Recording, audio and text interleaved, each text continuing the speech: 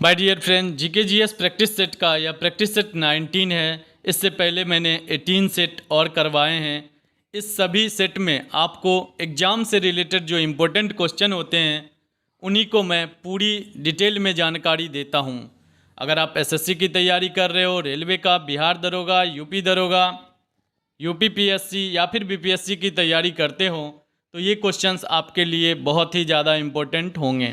अगर आप चैनल पे नए हैं तो चैनल को सब्सक्राइब कर लें और नोटिफिकेशन बेल को दबा लें, जिससे प्रत्येक दिन मेरे द्वारा करवाया गया जो प्रैक्टिस सेट है वह आपको मिलता रहे। तो आप मेरे साथ वीडियो के लास्ट तक बने रहिए। आज का पहला प्रश्न है, वह कौन सी धातु है जो विटामिन B12 की एक घटक है? Iron, cobalt, magnesium, zinc.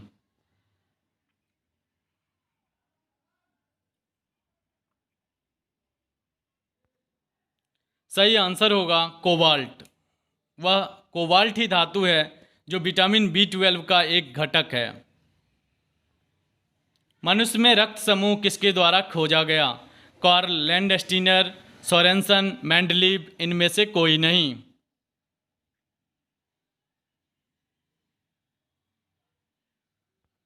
सही आंसर होगा कार्ल लैंडस्टीनर के द्वारा। मनुष्य में जो रक्त समूह होता है ए, बी, ए बी और ओ, ये 4 तरह के मनुष्य में रक्त समूह होते हैं। इनकी खोज कार्ल लैंडस्टीनर ने किया था। यहाँ पे एक और क्वेश्चन आपसे पूछा जाता है, रक्त परिसंचरण तंत्र का खोज किसने किया था? उसका सही आंसर होगा विलियम हार्वे ने रक्त परिसंचरण तंत्र का खोज किया था, जबकि रक्त समूह का खोज कार्ल लैंडस्टीनर ने किया था। दीप्ति तीव्रता की एसआई इकाई क्या है? कैंडला, मोल, केल्विन, न्यूटन।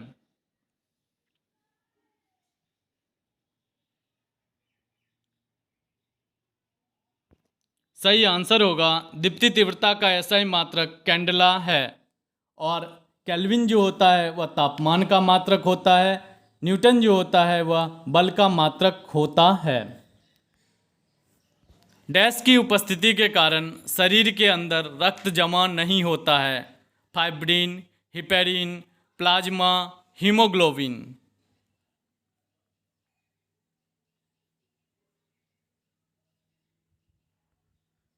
सही आंसर होगा हिपेरिन के कारण मानव जो रक्त होता है वह अपने शरीर में जमता नहीं है, उसका क्लॉटिंग नहीं होता है।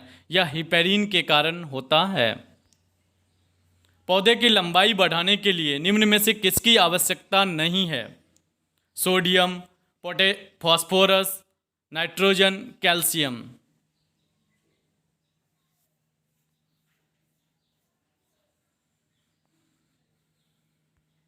सही आंसर होगा सोडियम की आवश्यकता पौधे में लंबाई बढ़ाने के लिए नहीं होता है, जबकि अन्य 3 जो है फास्फोरस, नाइट्रोजन और कैल्शियम। इसे ही एनपीके, आप खाद का एक नाम सुने होंगे, एनपीके बोला जाता है, उर्वरक का नाम है। उसमें इन्हीं तीनों की मात्रा दी जाती है, जिसके कारण पौधे की वृद्धि अच्छी प्रकार से हो पाती है। एक और क्वेश्चन इससे रिलेटेड पूछा जाता है, पौधे की वृद्धि मापने वाला यंत्र कौन सा है? कैस्कोग्राफ। आपका सही आंसर क्या होगा? कैस्कोग्राफ। और इसकी खोज किसने किया था? भारतीय वैज्ञानिक जगदीश चंद्र बसु ने कैस्कोग्राफ का खोज किया था। निम्न में से कौन सी ग्रंथि अंतःस्रावी और बहिःस्रावी दोनों रूप में कार्य करती है? थाइमस ग्रंथि, पीयूष ग्रंथि, हाइपोथैलेमस ग्रंथि या अग्नाशयिक ग्रंथि।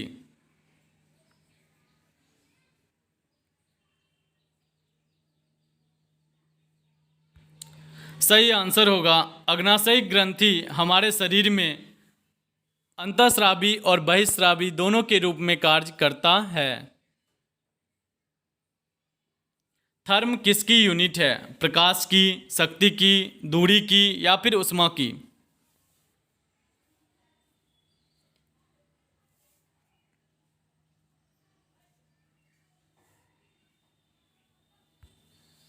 हीट का जो यूनिट होता है वह थर्म होता है। डीएनए फिंगरप्रिंटिंग और डायग्नोस्टिक के लिए केंद्र स्थित है? New Delhi, Chennai, Bangalore, Hyderabad. DNA fingerprinting या फिर डायग्नोस्टिक के लिए जो केंद्र है वह कहाँ स्थित है? ये कई बार एग्जाम में पूछा गया क्वेश्चन है।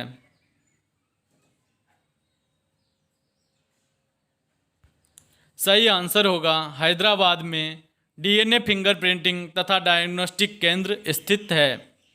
जो भी भारतीय अनुसंधान संस्थान होते हैं उसके बारे में मैंने पिछली वीडियो में फुल डिटेल से बताया था। लगभग मैंने 10 इम्पोर्टेंट जो थे, जैसे राष्ट्रीय चमड़ा अनुसंधान संस्थान कहाँ पे है, मौसम विज्ञान संस्थान कहाँ है, मौसम वेधशाला कहाँ पे है, इन सभी को पिछले वीडियो में मैंने बताया था। प्रैक्टिस सेट 18 को देखिए, उसमें आपको डिटेल जानकारी मिलेगी। कृत्रिम सोना किसका मिश्र धातु है? तांबा और जस्ता, सीसा और जस्ता, तांबा और एल्यूमिनियम, तांबा और लोहा। कृत्रिम सोना आर्टिफिशियल गोल्ड, या इसे ही लोकल लैंग्वेज में महिलाएं रोल गोल्ड के नाम से जानती हैं। यह सोने की तरह ही चमकदार होता है और दूर से आपको सोना की ही अनुभूति होगी इसको देखकर। तो वह किसका मिश्रण होता है? सही आंसर होगा तांबा और एल्यूमिनियम का जो मिश्रण होता है वही कृत्रिम सोना कहलाता है। वायुमंडल का कौन सा भाग रसायन मंडल का एक भाग है? आयन मंडल, समताप मंडल, क्षोभ मंडल, ओजोन मंडल।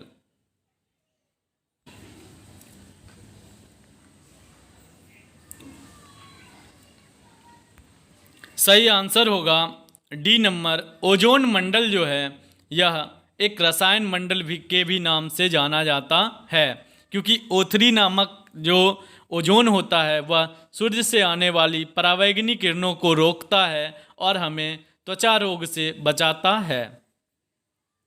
विश्व का सर्वाधिक शुष्क स्थल कौन सा है? सहारा, थार, अटाकामा, पेंटागोनिया।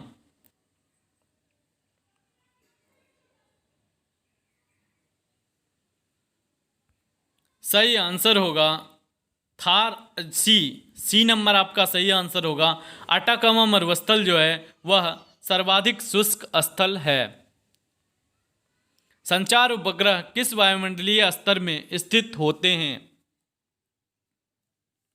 क्षोभ मंडल, समताप मंडल, आयन मंडल या फिर क्षोभ मंडल। क्षोभ मंडल 2 बार हो गया है।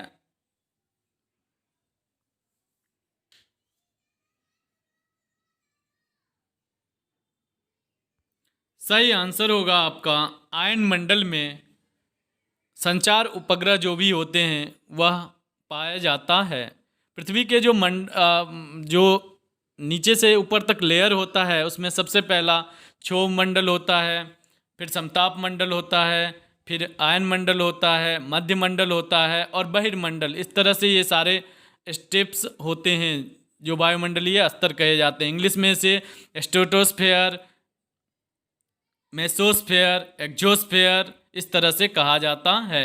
तो आयन मंडल में जितनी भी रेडियो किरणें होती है वो सारी पास करती है। रेडियो सिग्नल जो आज आपके द्वारा आप तक पहुंचता है यह भी आयन मंडल से ही होकर पहुंचता है। समताप मंडल और क्षोभ मंडल के बीच का जो लेयर होता है वही ओजोन लेयर होता है जो आपको परावैंगनी किरणों से बचाता है। क्षोभ मंडल में सभी मौसम संबंधी घटनाएं होती है, बादलों का गरजना, बिजली चमकना, ये सारी जो घटनाएं होती है वह क्षोभ मंडल में होती है। एंजिल जलप्रपात किस नदी पर स्थित है? अमेजन, पराना, कोरोनी, इनमें से कोई नहीं।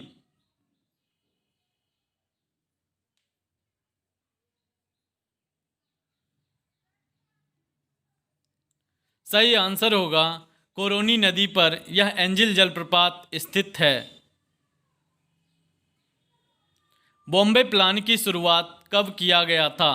1938, 1944, 1948, 1946।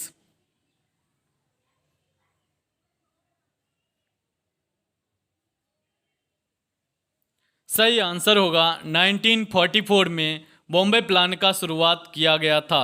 इस सेट में आपको सामान्य अध्ययन के सभी सेक्टर, चाहे वो इतिहास हो, भूगोल हो, इंडियन पॉलिटी हो, साइंस हो या फिर करंट अफेयर हो, आपको इससे क्वेश्चन देखने को मिलेंगे।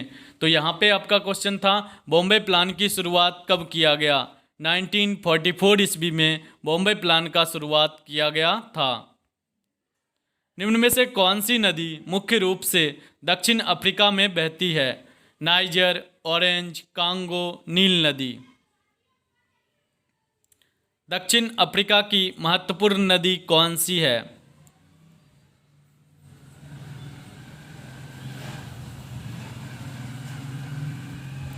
सही आंसर होगा बी नंबर, ऑरेंज नदी जो है यह दक्षिण अफ्रीका की सबसे मुख्य नदी है। विश्व की सबसे चौड़ी नदी कौन सी है? मिसिसिपी, अमेजन, नील, डैन्यूब।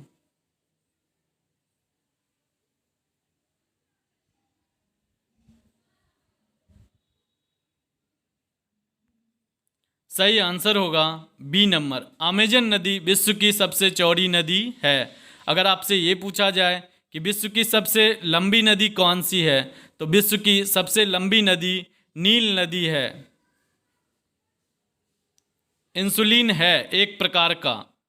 पहला ऑप्शन है नमक, दूसरा ऑप्शन है विटामिन, तीसरा एंजाइम और चौथा हार्मोन। आपको बताना है इंसुलिन किस चीज का एक प्रकार है।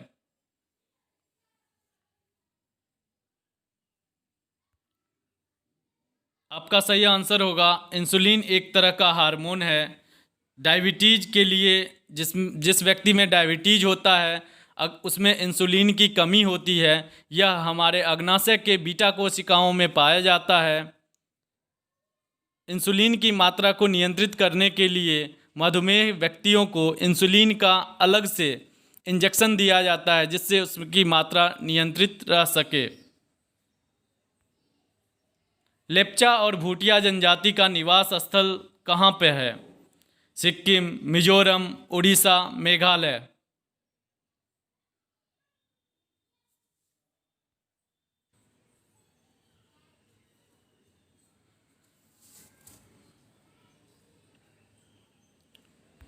सही आंसर होगा सिक्किम। लेप्चा और भूटिया जनजातियां सिक्किम में निवास करती है। निम्नलिखित केंद्र शासित प्रदेशों में ओंजो जनजाति के लोग किसमें रहते हैं? लक्षद्वीप, दादर व नगर हवेली, दमन व द्वीप, अंडमान और निकोबार द्वीप समूह। ओंजो जनजाति के लोग किस केंद्र शासित प्रदेश में पाए जाते हैं? जनजातियों से एक क्वेश्चन एसएससी के तथा रेलवे के एग्जाम में और बीपीएससी के एग्जाम में अवश्य ही रहता है।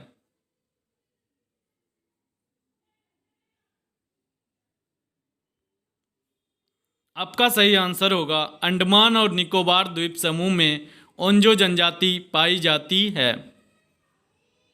आदिवासी समूह सहारिया का संबंध किस राज्य से है? उड़ीसा, राजस्थान, गुजरात या महाराष्ट्र?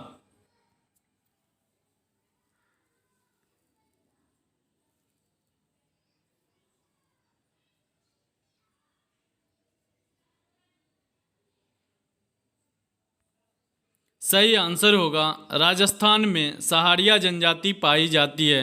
मैं यहाँ पे आपको जो भी जनजाति बता रहा हूँ, ओंजो, सहारिया, लेप्चा, भूटिया, आप अगर एग्जाम को फेस किए होंगे तो आपको पता होगा इस तरह की जनजातियाँ ही पूछी जाती है। जो मोस्ट इम्पोर्टेंट जनजाति है उसी को मैंने यहाँ पे कवर किया है। संघ लोक सेवा आयोग के सदस्यों की संख्या का निर्धारण किसके द्वारा होता है? प्रधानमंत्री के द्वारा, संसद के द्वारा, सर्वोच्च न्यायालय के मुख्य न्यायाधीश के द्वारा या फिर राष्ट्रपति के द्वारा?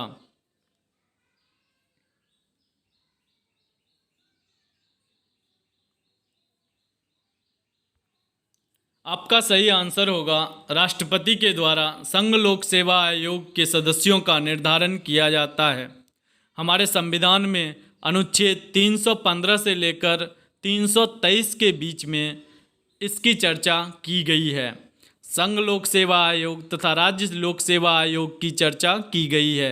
आपसे ये भी क्वेश्चन पूछा जाता है संघ लोक सेवा आयोग किस तरह की निकाय है, तो यह संवैधानिक निकाय है, क्योंकि इसकी चर्चा संविधान में की गई है। और इसके सदस्यों का निर्धारण कौन करता है? राष्ट्रपति करता है।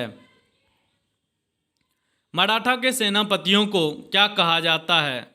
वाक्यान्वित, सरीय नौबत, अमात्य पेशवा।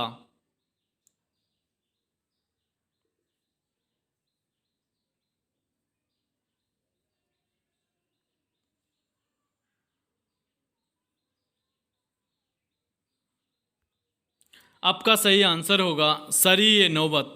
मराठा के सेनापति को सरी नौबत कहा जाता है। जबकि मराठा साम्राज्य जब मैंने बताया था आपको, तो वहाँ पे मैंने क्लियर किया था पेशवा, प्रधानमंत्री को पेशवा के रूप में जाना जाता है। सोडियम हाइड्रोक्साइड का प्रयोग निम्न में से किसमें किया जाता है? ऑप्शन है पेट्रोलियम के शुद्धिकरण में, कृत्रिम शिल्प के निर्माण में, प्रयोगशाला अभिकर्मक के रूप में, या इनमें से सभी में। सोडियम हाइड्रोक्साइड, इसका फॉर्मूला होता है NaOH। हाइड्रोक्साइड का फॉर्मूला OH और सोडियम का Na, ये दोनों मिलके NaOH बनाते हैं।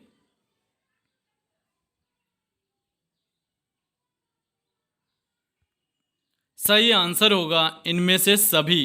पेट्रोलियम के शुद्धिकरण में, कृत्रिम शिल्प के निर्माण में और प्रयोगशाला अभिकर्मक के रूप में सोडियम हाइड्रोक्साइड का उपयोग किया जाता है। यदि कोई व्यक्ति समतल दर्पण की ओर भी गति से गतिमान हो तो व्यक्ति का प्रतिबिंब दर्पण के सापेक्ष किस चाल से गति करता है? भी गति से, 2v गति से, कोई नहीं, या हाफ भी गति से?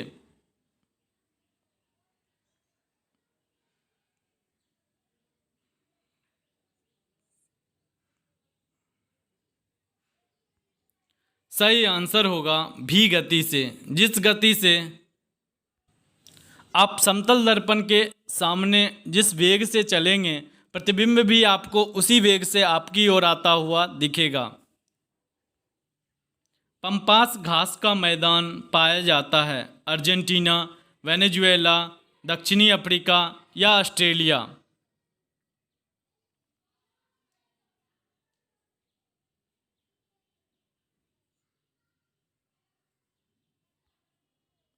सही आंसर होगा अर्जेंटीना में पंपास घास का मैदान पाया जाता है।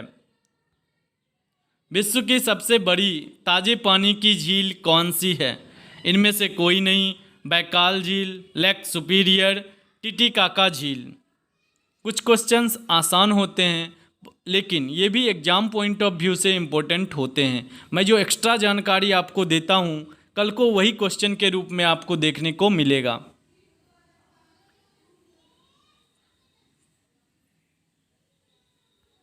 सही आंसर होगा लेक सुपीरियर। यह विश्व की सबसे बड़ी ताजे पानी की झील है। पादप जगत का उभयचर किसे कहा जाता है? मैं बात कर रहा हूँ पादप जगत का। अगर जंतु जगत का पूछा जाए तो आप जानते ही हैं, मेढक, ये तो सबसे बड़ा एग्जाम्पल है उभयचर का, जो जल और थल दोनों पे रहते हैं। आपको यहाँ पे पादप जगत का उभयचर बताना है। Thallophyta group, pteridophyta group, bryophyta group या फिर एंजियोस्पर्म?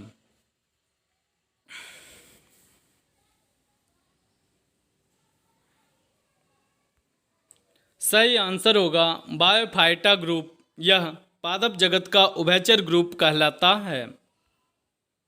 निम्न में से कौन राष्ट्रीय विकास परिषद के अंग नहीं होते हैं? राज्य के राज्यपाल, राज्य के मुख्यमंत्री, योजना आयोग या फिर प्रधानमंत्री?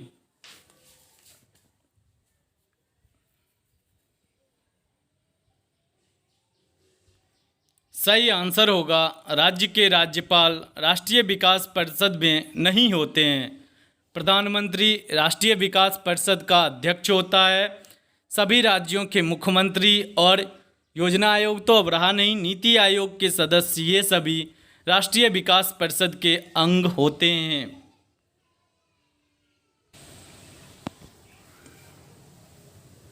महाराजा रणजीत सिंह के वित्त मंत्री कौन थे? दीनानाथ, फकीर अजीजुद्दीन, भुवन सिंह? सही आंसर होगा दीनानाथ। यह महाराजा रणजीत सिंह के वित्त मंत्री थे। विटामिन ई का रासायनिक नाम है कैल्सीफेरॉल, रेटिनॉल, टेकोफेरॉल, थायमीन।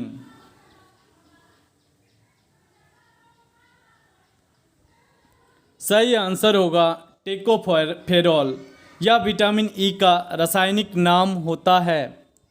जैसे विटामिन सी को एस्कॉर्बिक एसिड कहा जाता है, विटामिन डी को कैल्सीफेरॉल कहा जाता है, विटामिन ई को उसी तरह से टेकोफेरॉल कहा जाता है। आपसे एक और क्वेश्चन पूछा जाता है यहाँ पे कि बंधता नामक बीमारी किस विटामिन की कमी से होता है, बांझपन या बंधता? तो वह विटामिन ई के ही कमी से होता है। ब्राज़ील के विशाल कहवा के मैदान को या बगान को क्या कहते हैं? आप जानते हैं ब्राज़ील विश्व में कॉफ़ी का सबसे बड़ा उत्पादक देश है। अगर भारत की बात करें तो भारत में कर्नाटक कॉफ़ी का सबसे बड़ा उत्पादक राज्य है। तो आपको बताना है ब्राज़ील के विशाल कहवा बागान को क्या कहा जाता है, एजेंडा, फेजेंडा, भजंडा? ऑप्शन को आप इग्नोर देखें, बस मैंने ऑप्शन में कुछ ज़्यादा नहीं किया है। सही आंसर होगा फेजेंडा। यह जो है ब्राज़ील के विशाल कहवा मैदान को कहा जाता है। मेरा एम ऑप्शन में आपको फंसाना नहीं है, आपको सही जानकारी देना है। दिल्ली दरबार का आयोजन किस गवर्नर के काल में किया गया था? Lord Hardinge, lord Irwin, lord William Bentinck, lord Curzon?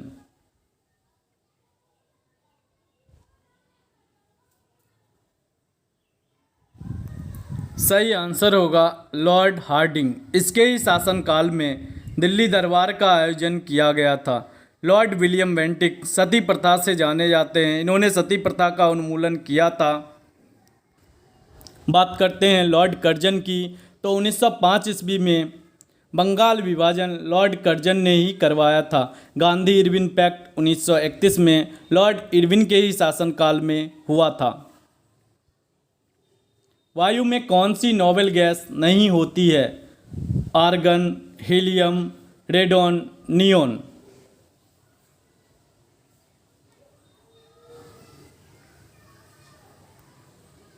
यहाँ पे आपका सही आंसर होगा रेडॉन।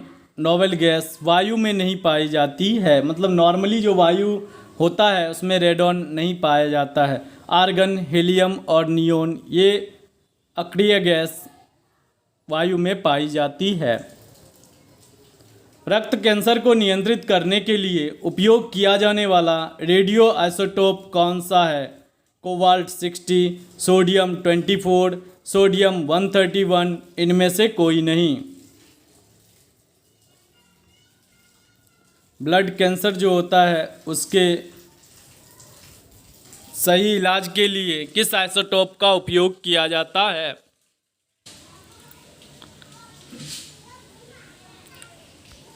सही आंसर होगा कोबाल्ट 60 का इस्तेमाल रक्त कैंसर के इलाज में किया जाता है। भारत के नियंत्रक एवं महालेखा परीक्षक को उसके पद से जिस ढंग से हटाया जाता है वह निम्न में से किससे संबंधित है? संघ लोक सेवा आयोग के अध्यक्ष को जिस तरह से हटाया जाता है वैसे हटाया जाता है, या फिर उच्चतम न्यायालय के न्यायमूर्ति न्यायाधीश, या फिर भारत के महान्यायवादी लोकसभा अध्यक्ष? किस दोनों के हटाने की विधि सेम है? सही आंसर होगा उच्चतम न्यायालय के न्यायाधीश को हटाने की जो विधि है वही भारत के नियंत्रक एवं महालेखा परीक्षक के हटाने की भी विधि है। मैंने पॉलिटी के सेक्शन में भारत के नियंत्रक एवं महालेखा परीक्षक में भी इसकी चर्चा की है, वहाँ पे डिटेल से बताया है कि किस तरह से इन्हें अपने पद से हटाया जाता है। निम्न में से कौन सा सुमेलित नहीं है? तृतीय अनुसूची जो है वह शपथ से संबंधित है, नवीन नहीं या नौवीं अनुसूची भाषाओं से संबंधित है, चौथी अनुसूची राज्यसभा में सीटों से संबंधित है, 10वीं अनुसूची दल बदल से संबंधित है।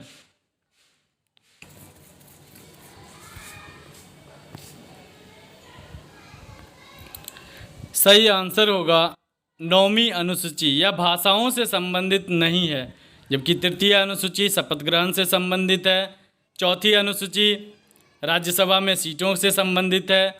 10वीं अनुसूची दल बदल से संबंधित है। भाषाओं से संबंधित 8वीं अनुसूची जो है वह है। सर्वाधिक क्षेत्रफल वाला जिला कौन सा है? सोनभद्र, हरदोई, बागपत, प्रयागराज।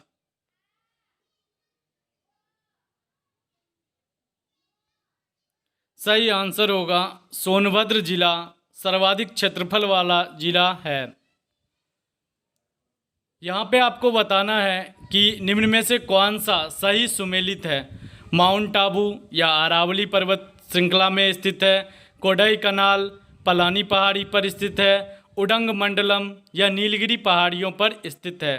तो आपको जो है यहाँ पे बताना है ये सभी पर्यटक स्थल हैं और किस पहाड़ियों पर स्थित है। तो पहला आपका है माउंट आबू, अरावली पहाड़ी, कोडाई कनाल, पलनी हिल्स, उडंग मंडलम, नीलगिरी पहाड़ियाँ।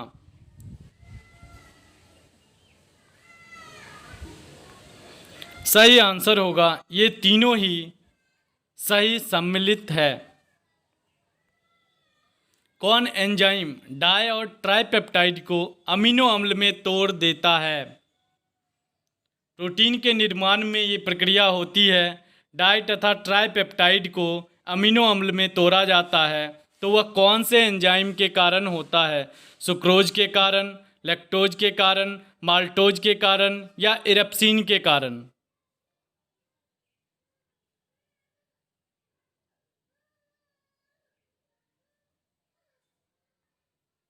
सही आंसर होगा इरेप्सिन डाई तथा ट्राइपेप्टाइड को एमिनो अम्ल में तोड़ता है और एमिनो अम्ल प्रोटीन के संश्लेषण, प्रोटीन के निर्माण में महत्वपूर्ण भूमिका निभाता है। टेरिडोफाइटा समूह के पौधे में क्या नहीं पाया जाता है? पत्ते, तना, जड़ें, पुष्प।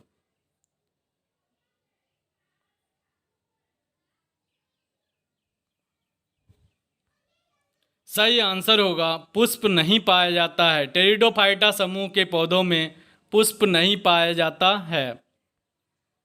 राष्ट्रीय हरित न्यायाधिकरण अधिनियम कब पारित किया गया था? 2010 में, 2013 में, 2012 में या फिर 11 में?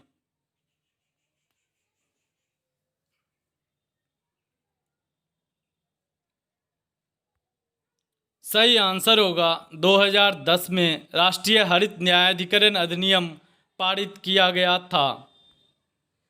राष्ट्रीय ध्वज संबंधित तदर्थ समिति के अध्यक्ष कौन थे?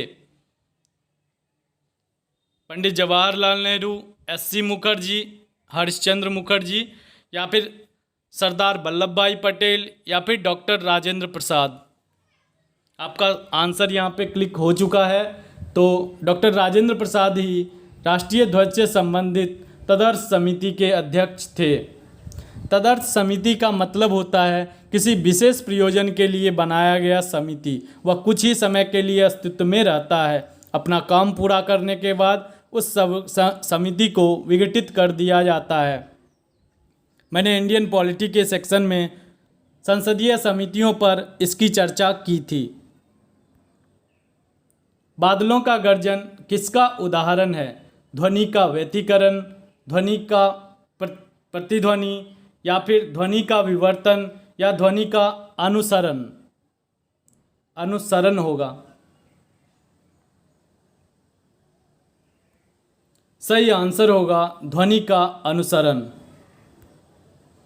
उपोष्णकटिबंधीय लवणीय जल की क्षमता को सहने वाले वनस्पति कहलाते हैं? मैंग्रोव वन, शंकुधारी वन, पर्णपाती वन या फिर टुंड्रा वन? आप क्वेश्चन में ही इसका आंसर छुपा है।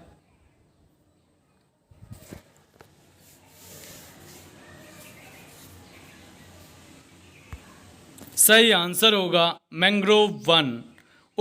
उपोष्णकटिबंधीय जो लवणीय जल में मैंग्रोव वन पाए जाते हैं। आपने नाम सुना होगा सुंदरवन डेल्टा का, जो पश्चिम बंगाल के साइड में गंगा तथा ब्रह्मपुत्र का विश्व का सबसे बड़ा डेल्टा है और उसमें मैंग्रोव पेड़ पाए जाते हैं। इसमें जो सबसे ज़्यादा मात्रा में जो पेड़ पाया जाता है उसे हम सुंदरी वृक्ष कहते हैं और उसी के नाम पर इसका नाम सुंदरवन पड़ा है। सुंदरी वृक्ष की जो जड़ें होती है वह लाल होती है। 2011 की जनगणना स्वतंत्र भारत की कितने नंबर की जनगणना थी? आंसर क्लिक हो चुका है, तो यहाँ पे 7वीं सही आंसर होगा। 2011 की जनगणना 7वीं जनगणना थी। प्रत्येक 10 वर्ष में जनगणना होता है। 2011 में जनगणना हुआ था, अब अगली जनगणना 2021 में होगी। असत्य मिलान की पहचान करें। बृहदारण्य उपनिषद जो है वह गार्गी याज्ञवल्क्य संवाद का वर्णन किया गया है। तैत्तिरीय उपनिषद जो है देवकी कृष्ण पुत्र का वर्णन किया गया है। कठोपनिषद में यम नचिकेता संवाद का वर्णन किया गया है। मुंडकोपनिषद में सत्यमेव जयते वर्ड जो है वह वहाँ से लिया गया है। इसी से रिलेटेड, मतलब आपको रिलेटेड चूज करना है, कौन सा जो है वह गलत रिलेटेड है। सही आंसर होगा तैत्तिरीय उपनिषद में देवकी और कृष्ण का उल्लेख नहीं किया गया है, जबकि अन्य सही भी ऑप्शन सही हैं। बृहदारण्य उपनिषद में गार्गी याज्ञवल्क्य संवाद का वर्णन किया गया है। कठोपनिषद में यम नचिकेता के संवाद का वर्णन किया गया है। मुंडकोपनिषद में सत्यमेव जयते वर्ड का उल्लेख है।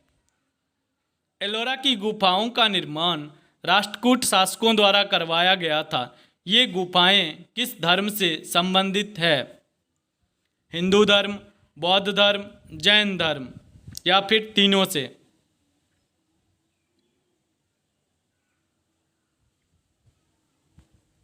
सही आंसर होगा यह तीनों से संबंधित है। हिंदू धर्म, बौद्ध धर्म और जैन धर्म यह तीनों से संबंधित है। फिर से 2 सूचियां दी गई है, उसमें से आपको सही आंसर चूज करना है। कौन सा सही सुमेलित है, मतलब आपको मिलान करना है। अकबर, सरक ए आजम, मोहम्मद बिन तुगलक, चहलगानी आमिर, इल्तुतमिश, आइन ए दहसाला, शेर शाह, प्रतीक मुद्रा। इन शासकों से रिलेटेड कुछ वर्ड दिए गए हैं, आपको उसे मिलान करना है। सही आंसर होगा अकबर का आइन ए दहसाला, मोहम्मद तुगलक का प्रतीक मुद्रा का प्रचलन मोहम्मद बिन तुगलक ने किया था। इल्तुतमिश का हो जाएगा चहलगानी अमीर, यह उसके डिपार्टमेंट का नाम है। शेर शाह का होगा सरक ए आजम। फिर से आपको सही मिलान करना है। तेभागा आंदोलन, कंपाराम सिंह, एका आंदोलन, मदारी पारसी, मोपला विद्रोह, अली मुसलियार, पवाना विद्रोह, केशव चंद्र राय और शंभूपाल। संबंधित व्यक्तियों को बताना है किस विद्रोह से कौन से व्यक्ति संबंधित हैं। सही आंसर होगा तेभागा आंदोलन से संबंधित व्यक्ति कंपाराम है। जिस तरह से आपको दिया हुआ है वो सही है। तेभागा आंदोलन, कंपाराम, एका आंदोलन, मदारी पारसी, मोपला विद्रोह, यह तो कई बार पूछा गया है। मोपला विद्रोह से संबंधित जो व्यक्ति हैं अली मुसलियार हैं। पवाना विद्रोह से संबंधित केशव चंद्र राय और शंभूपाल हैं। रुधिर का द्रव भाग क्या कहलाता है? सीरम, लसिका, प्लाजा, कोई नहीं।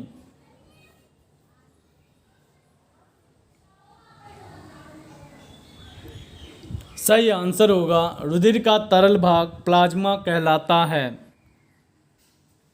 दांत कितने प्रकार के होते हैं? 3, 4, 20 या फिर 28?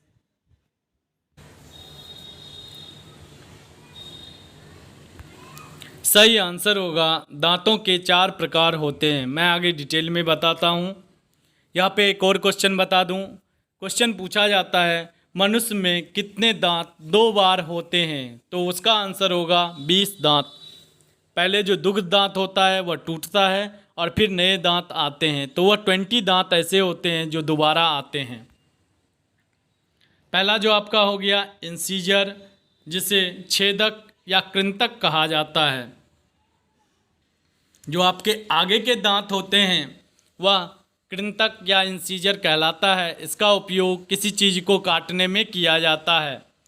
दूसरा होता है भेदक या रदनक दांत, जिसे कैनाइन कहा जाता है, और इसका उपयोग फाड़ने के लिए होता है। जो आपका साइड में आगे से दांत रहता है जो नुकीला होता है, यह फाड़ने के काम में आता है। अर्धचवर्णक, अग्रचवर्णक जिसे हम प्रीमोलार कहते हैं, और चवर्णक जिसे हम मोलार कहते हैं।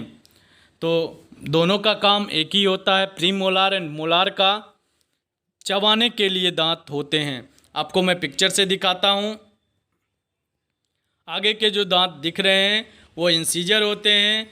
उसके बाद जो दिख रहा है वो कैनाइन है। फिर 2 प्रीमोलार हैं और 3 जो है यह मोलार है। इस सेम साइड उस साइड भी आपको दिखेगा। भोजन का पाचन होता है आमाशय, बड़ी आंत, छोटी आंत, इनमें से कोई नहीं। यहाँ पे आप क्वेश्चन को कह सकते हैं कि मुख्य रूप से पाचन होता है।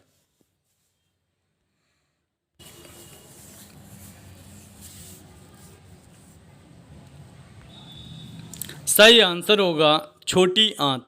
यूँ तो भोजन का पाचन मुख से ही प्रारंभ हो जाता है।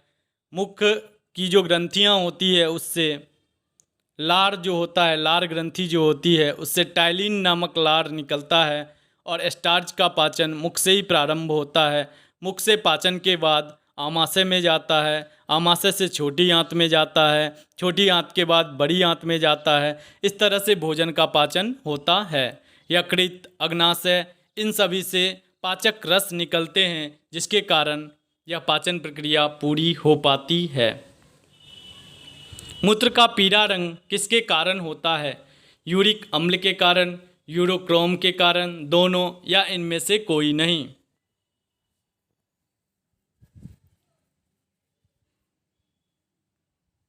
सही आंसर होगा यूरोक्रोम के कारण मूत्र का पीला रंग होता है। अगर आपसे ये पूछा जाए यूरिक अम्ल किसका उत्सर्जी पदार्थ होता है, तो पक्षियों का जो उत्सर्जी पदार्थ होता है वह यूरिक अम्ल होता है। मनुष्य की आँख के प्रथम रंग निम्न में से कौन से हैं? मतलब प्राथमिक रंग कौन सा है जिसको मानव आँख कवर करता है? लाल, हरा, नीला, सभी।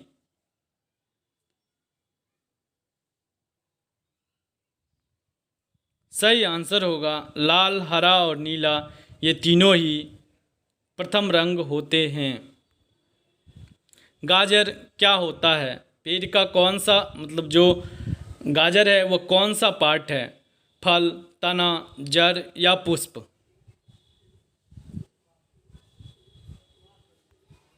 सही आंसर होगा यह जड़ होता है। प्रणब मुखर्जी को भारत रत्न से कब सम्मानित किया गया? अभी हाल ही में प्रणब मुखर्जी की मृत्यु हुई है। लंबी बीमारी के कारण उनका निधन हो गया है। तो आपसे ये क्वेश्चन पूछा जा सकता है कि प्रणब मुखर्जी को भारत रत्न कब दिया गया था? 26 जनवरी 2018 को, 26 जनवरी 2019 को, 26 जनवरी 2020 को, या इनमें से कोई नहीं।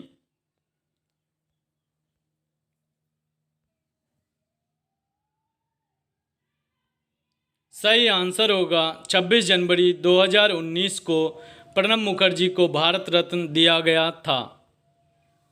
दुनिया का पुलिस मैन किसे कहा जाता है? संयुक्त राष्ट्र के सुरक्षा परिषद को, अमेरिकी सांसद को, अंतर्राष्ट्रीय पुलिस जिसे इंटरपोल भी कहा जाता है, इंटरनेशनल पुलिस, उसी का शॉर्ट फॉर्म इंटरपोल होता है, या इनमें से कोई नहीं। सही आंसर होगा संयुक्त राष्ट्र की सुरक्षा परिषद को दुनिया का पुलिस कहा जाता है। भारत ने अशोक स्तंभ के किस भाग को राष्ट्रीय प्रतीक के रूप में अपनाया है? मध्य भाग को, शीर्ष भाग को, निम्न भाग को, इनमें से कोई नहीं। सारनाथ का जो अशोक स्तंभ है उसके ही पार्ट को राष्ट्रीय चिन्ह के रूप में अपनाया गया है, जिसमें 4 सिंह होते हैं, नीचे में अशोक चक्र होता है, सही आंसर होगा सारनाथ के ही अशोक स्तंभ के शीर्ष भाग को राष्ट्रीय प्रतीक के रूप में अपनाया गया है। विश्व का सबसे विशाल मंदिर कौन सा है? महाकाल मंदिर, मंगलनाथ मंदिर, अंकोर वाट का मंदिर या सोमनाथ का मंदिर?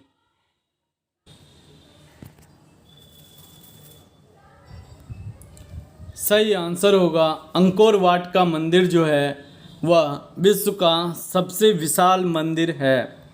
मैं आपको इसके बारे में बताता हूँ। 11वीं शताब्दी में जो सूर्यवर्मन द्वितीय थे उनका शासन था और सूर्यवर्मन ने ही इसका निर्माण करवाया था। यह मेकंग नदी के किनारे बसा हुआ, टाइम मैगजीन में भी इसको 5वां स्थान प्राप्त हुआ है। और बात करें यूनेस्को की विश्व विरासत सूची में तो बहुत ही पहले 1992 ईस्वी में इस अंकोर वाट के मंदिर को 1992 ईस्वी में यूनेस्को की विश्व धरोहर सूची में जोड़ा गया था। यह विष्णु का प्रसिद्ध मंदिर है, कंबोडिया में स्थित है। अब जरा मैं पिक्चर दिखाता हूँ। देखिए यहाँ पे आपको दिख रहा होगा अंकोर वाट का मंदिर, बड़ा ही भव्य और विशाल मंदिर है। भारत में सबसे ऊंचा टीवी टावर कहाँ स्थित है? नई दिल्ली, कोलकाता, पणजी, इनमें से कोई नहीं। सही आंसर होगा नई दिल्ली में पीतमपुरा में यह स्थित है।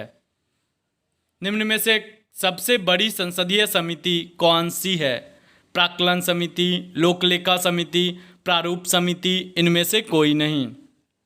मैं आपसे एक बार फिर से रिक्वेस्ट करता हूं, अगर आपने संसदीय समिति को अच्छे से नहीं पढ़ा है तो आप मेरे वीडियो के प्लेलिस्ट में जाइए, वहां से आप संसदीय समिति को फुल डिटेल में देख सकते हैं। वहां पे मैंने हर एक समिति को कवर किया है। सही आंसर होगा प्राक्कलन समिति सबसे बड़ी संसदीय समिति है। तो आज भर के लिए इतना ही। मिलते हैं अगले वीडियो में जीके जीएस सीरीज के प्रैक्टिस सेट 20 के साथ। अगर आप फिर से मैं कहना चाहूँगा, अगर आपको वीडियो अच्छा लगा हो, आप इस तरह के क्वेश्चंस प्रतिदिन करना चाहते हो तो चैनल को सब्सक्राइब करें, वीडियो को ज़्यादा से ज़्यादा दोस्तों में शेयर करें, नोटिफिकेशन बेल को दबाना ना भूलें, जिससे प्रतिदिन करवाए गए या फिर प्रतिदिन जो मैं वीडियो डालता हूँ उसका नोटिफिकेशन आपको मिलता रहे और आप मेरे वीडियो को मिस ना करें। तो मिलते हैं प्रैक्टिस सेट 20 के साथ अगले वीडियो में।